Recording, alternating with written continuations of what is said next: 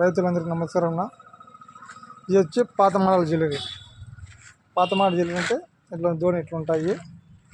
దీనికి డోర్లు రావు, జ్యువెలరీ ఇక్కడ వచ్చి బుర్రలు రావు. అవునా.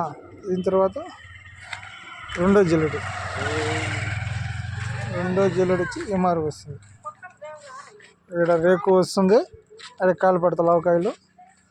తర్వాత డోరు పెడతాము, ఈ పైపులు పెడతాము. ఇది రెండో మోడల్ జ్యువెలరీ.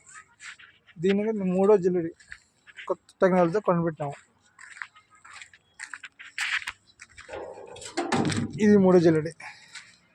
సేమ్ రెండో జ్యువెలరీ ఎట్లుంటుందో అట్లా మరి ఉంటుంది. కాకపోతే దీనికి ఇవి పెంచినాము, తొట్టాలు పడేవి.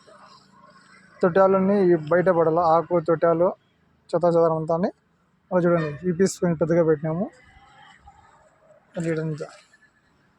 ఏమంటే మీకు ఇది వచ్చి ఒక జాడ పెరుగుతుంది పొడుగు.